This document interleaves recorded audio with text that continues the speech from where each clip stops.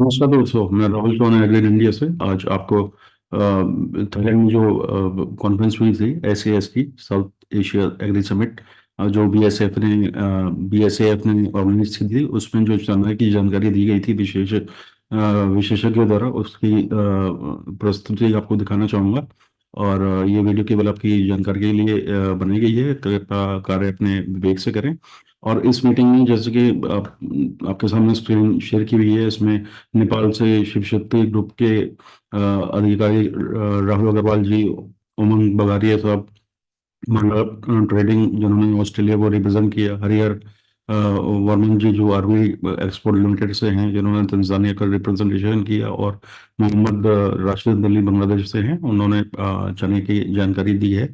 और भारत से जो भी आंकड़े दिए गए हैं, वो जो भारत की जो रिपोर्ट है चने की, वो एग्रीन इंडिया द्वारा दी गई है। तो आइए बिना समय वेस्ट किए आपको बताते हैं। ये लगातार दूसरी एस डब्ल्यू एस की मीटिंग है। पहली मीटिंग नेपाल में हुई थी, जिसमें 250 से 300 लोगों ने पार्टिसिपेट किया था। बट ये जो 18 से 20 जनवरी 2024 को बैंकॉक में जो समिट हुआ है, उसमें 500 से अधिक देशों ने 500 से अधिक प्रतिनिधि सम्मिलित हुए, और करीब 23 देश इसमें शामिल हुए थे।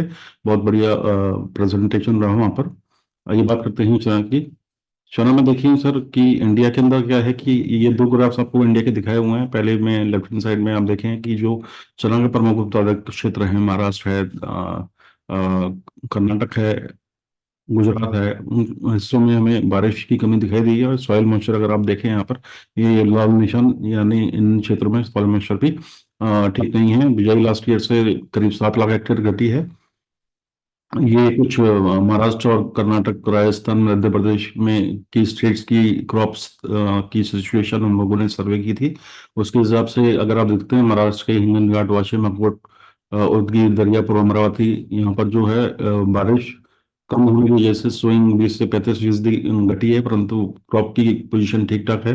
अककोट में वाटर लॉगिंग जमा होने से बारिश के कारण थोड़ा रिस्विंग करना पड़ा, किसानों द्वारा स्विंग करनी पड़ी। क्रॉप कंडीशन अच्छी है।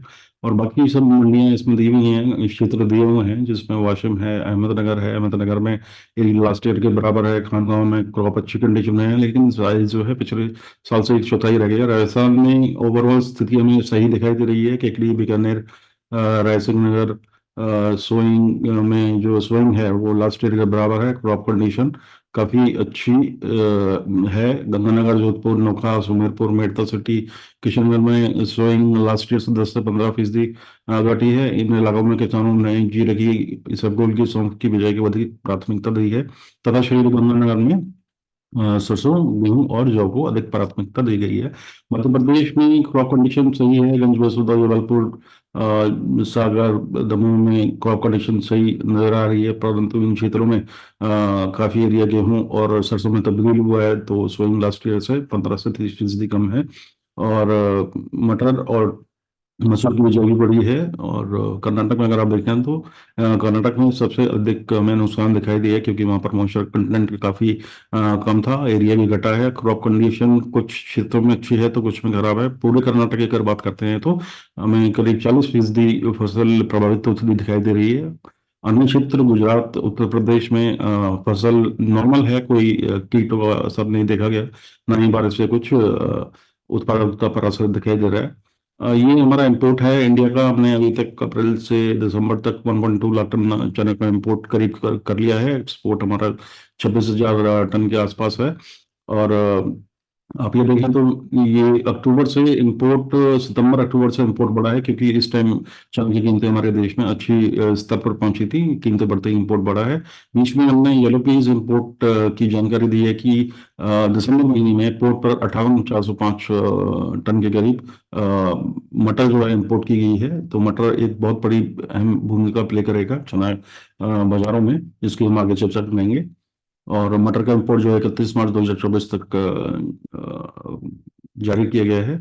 ओपनिंग स्टॉक की अगर बात करते हैं तो ये आपके पास फिगर्स आपके सामने हैं। 2024 की शुरुआत में करीब 20.65 लाख टन ओपनिंग का स्टॉक, 100 लाख टन उत्पादन। और आयात निर्यात के बाद में जो हमारे जो लास्ट ईयर का जो स्टॉक है 16.5 लाख टन, 16.65 लाख टन रह सकता है, यानी लास्ट ईयर से 6 लाख टन कम दिखाई दे रहा है। कंजम्पशन 105 लाख टन है। कंजम्पशन इसलिए घटाई हुई है क्योंकि अगर मटर का इंपोर्ट बढ़ता है तो फिर इसका असर चने की कीमत में भी बढ़ सकता है। और एजेंसी के पास करीब 12 से 15 लाख टन का भी स्टॉक उपलब्ध है, जिसमें से बफर नॉर्म्स के लिए भी रखी जाएगी, और भारत चना दाल जो स्कीम है, भारत दाल स्कीम है, उस पर भी चना का किया जा सकता है इस्तेमाल। ये एमएसपी आपको दिखाई है कि एमएसपी लगातार में बढ़ोतरी की गई है। चना की प्लांट पर जो 2022 की शुरुआत में करीब 4500 से 80 के करीब से 4800 समथिंग के आसपास पास हुए थे, जो सेकंड 2023 के सेकंड जो फेज था उसके अंदर वो फिर 6200 से 6400 करीब के आसपास पास किए गए थे। और अच्छे भाव पर टेंडर पास किए गए, जिससे कीमतों में सपोर्ट मिला है। और ये आपका ट्रेंड दिखाया है मार्केट का कि प्राइसेस का क्या ट्रेंड रहा है। आप ये देखें, जनवरी 2020, जून 2020 को बाजार काफी निम्न स्तर पर थे, लेकिन उसके बाद में जून 2021 यानी एक साल के अंदर कीमतें बढ़ी हैं, फिर स्टेबल हुई, और अगस्त के आते आते कीमतें जो हैं काफी अच्छे स्तर पर पहुंच चुकी हैं।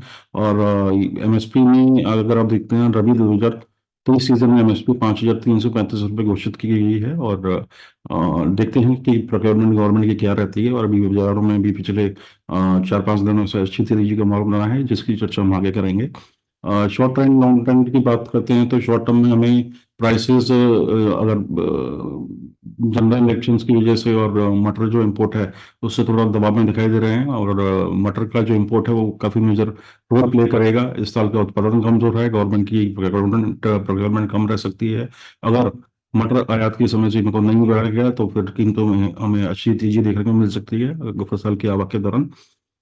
भारत दाल से भी बाजारों पर काफी असर पड़ा है। लॉन्ग प्रोस्पेक्ट की बात करते हैं तो प्राइसेस जो हैं उत्पादन कम होने के कारण, और अगर सरकारी खरीद कम हुई तो हमें भविष्य में अच्छी तेजी देखने को मिल सकती है। ये ऑस्ट्रेलिया की फिगर्स हैं कि ऑस्ट्रेलिया में जो उत्पादन सप्लाई है 2023-24 में 10.51 लाख टन के आसपास है, लास्ट ईयर से मजबूत है। निर्यात इंडिया में नहीं हो पा रहा क्योंकि प्राइसेस जो हैं ऑलरेडी हमारे वहां से आयात पड़ताल नहीं होता। और एक्सपोर्ट की अगर बात करते हैं तो ऑस्ट्रेलिया से बड़ी मात्रा में बड़ी तो नहीं कहेंगे लेकिन अच्छी मात्रा में निर्यात जारी है। पाकिस्तान सबसे बड़ा खरीदार है, नेपाल ने भी 20,000 से अधिक टन, और बांग्लादेश ने 16,000 टन के आसपास चना का इंपोर्ट किया है।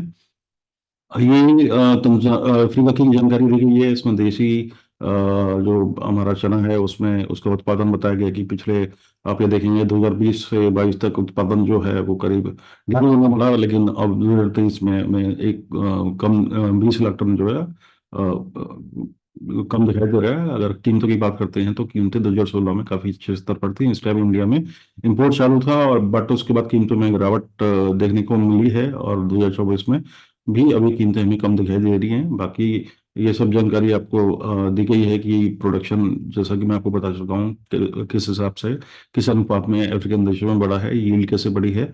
और तंजानिया की अगर आप बात करें तो तंजानिया जो है वो नंबर 1 एक्सपोर्टर है इंडिया का। वहाँ से भारत को इंपोर्ट होता है, और इंपोर्ट तभी होता है जब भारत में चना की कीमतें बढ़ती हैं। आपको जानकारी देता हूँ अभी इस वीडियो के माध्यम से कि पिछले 19 तारीख से 29, पिछले 10 दिनों में चना की कीमतों में हमें क्या बढ़त देखने को मिली है। ये आपके फिर आपके सामने दिल्ली चना जो था 5850 रुपये था 19 जनवरी 24 को, जो अब 6100 रुपये पहुंच चुका है। एमपी 5800 से बढ़कर 6025 रुपये पहुंच चुका है। नीचे हमने मेन मेन मंडियां दी हैं, जिसमें सोलापुर नगरी अगर आप देखते हैं तो जो 5600 से 5800 था वो 6000 से 6300 के स्तर को छू चुका है। म्यांमार अपना मिल्क क्वालिटी भी है काफ़ी, मिल्क क्वालिटी के जो भाव हैं वो भी 800 रुपये तक बढ़ चुके हैं। गंज सौदा में अगर आप देखें तो कीमतों में 200 से 300 रुपये की तेजी देखी गई है, और आज 5400 से 5700 पर चना बिका है। लातूर बीकानेर में भी कीमतें 200 रुपये पड़ी हैं। लातूर में भी इसी अनुपात में 200 से 300 रुपये की वृद्धि देखी गई है। अकोला में मिक्स वैरायटी जो 19 तारीख को 5,575 के आसपास था वो 5,700 तक पहुंच चुका है। मुंबई तंजानिया भी 150 रुपये बढ़कर 5,500 के स्तर पर छू चुका है। सागर मंडी एमपी में अगर आप देखें तो कीमतें करीब 200 से 200 रुपये तक बढ़ चुकी हैं। तो कीमतें क्यों बढ़ी? कीमतें बढ़ने का जो हमें एक दिखाई दे रहा है कारण कि इंडिया में एक तो प्रोटेक्शन कम होने वाला है, साथ ही जो संस्थाएं हैं, एजेंसीज हैं, उनके पास भी स्टॉक अब लगातार कमजोर होता जा रहा है। नेफेड ने बड़ी मात्रा में बाजारों में चना बेचा है। मिलर्स के पास इतना चना नहीं था और समय समय पर नेफेड की चलन से मिलें चलती रहीं, और साथ में भारत दाल के तहत जो चना की सब्सिडी पर बिक्री की जा रही है, उससे भी बाजार काफी नियंत्रण में रहे हैं। वर्ष 2024 में अगर उत्पादन देखते हैं मौसम के साथ है, अगर उत्पादन और प्रभावित हुआ तो हमें दिख रहा है कि कीमतें जो हैं वो एक अच्छे स्तर पर पहुंच सकती हैं। दोस्तों, ये जानकारी केवल आपकी यह वीडियो केवल आपकी जानकारी के लिए बनाई गई है। कृपया कार्य अपने विवेक से करें। कोई आपका सवाल जवाब है तो नीचे आप कमेंट्स में जरूर डालें। धन्यवाद, नमस्कार।